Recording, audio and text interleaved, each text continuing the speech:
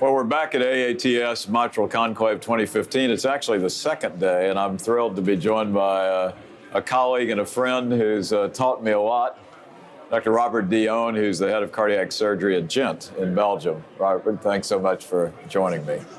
You have taught me a lot, over the years. So let me start out with a small subject. Where do we stand with treatment of ischemic MR, mitral regurg? Well, you will never change because it's not a small subject. I'm being facetious, I was kidding. Ischemic mitral regurgitation remains, the treatment of that remains controversial, but we know much more about the physiopathology of the ischemic mitral regurgitation. And more and more we see that there is a difference between the ischemic functional mitral regurgitation and the non-ischemic one.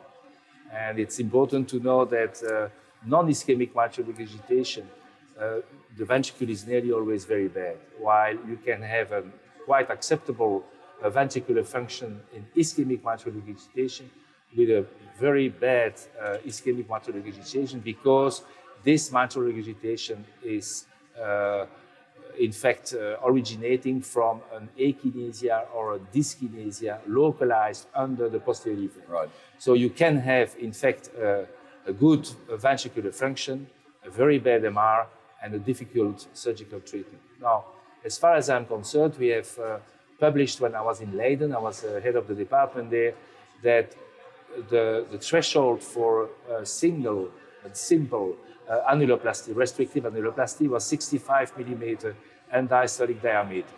And indeed, this 65 millimeter is not a magic number. It's reflecting the state of the myocardium, it's reflecting the tenting on the mitral valve, but it's not reflecting the presence of a very localized dysfunction right. of the ventricle just under the posterior leaflet.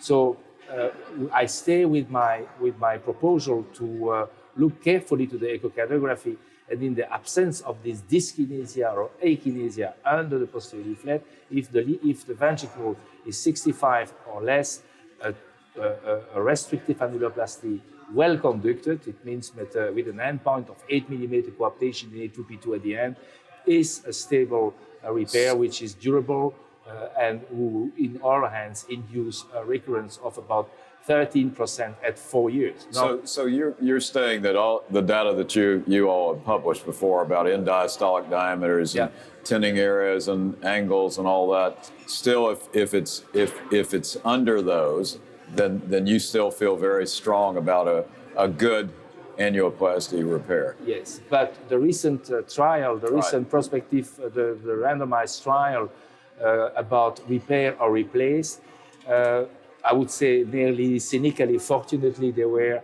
in the repair group, 32.6% recurrence at 1 year of severe moderate or severe mitral regurgitation. It was fortunate, I would say cynically, because it allowed statistical analysis of the problem.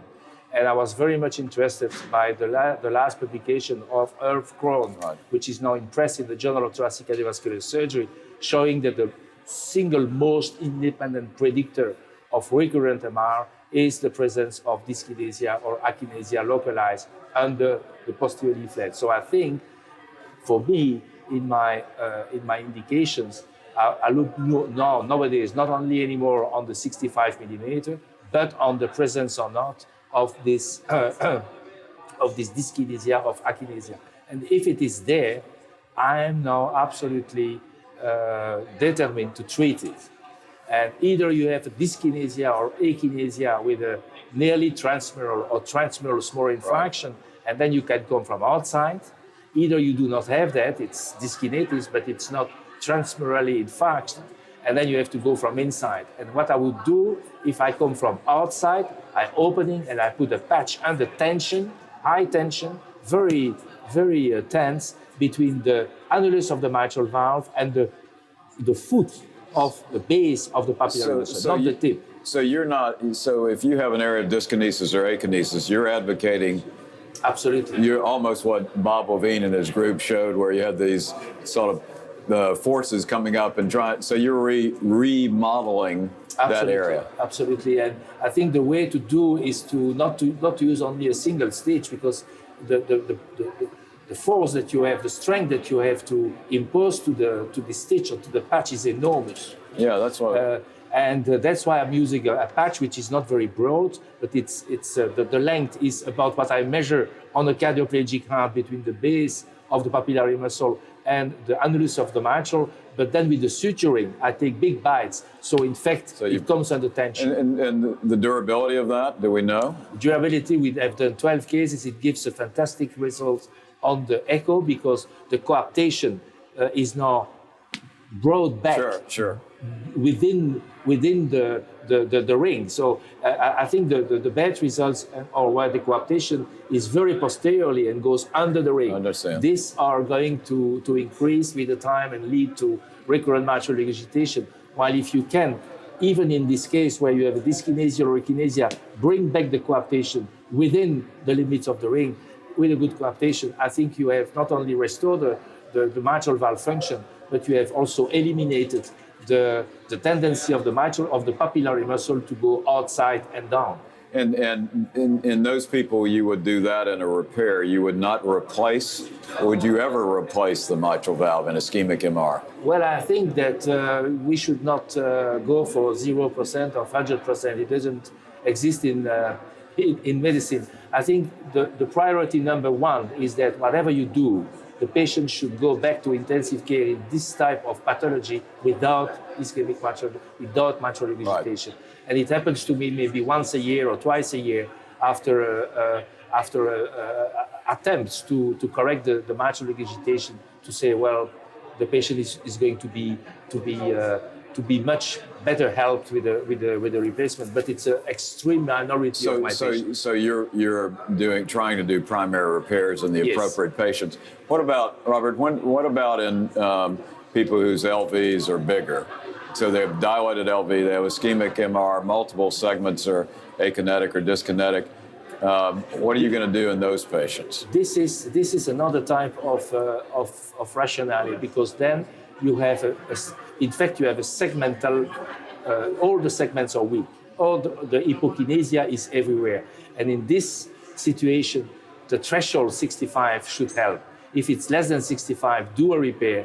If it's more than 65, either you do a very strong resuspension of the papillary muscle, but I do not believe that it is going to be very easily applicable in very dilated left ventricle, because you have to pull really like hell, I would say.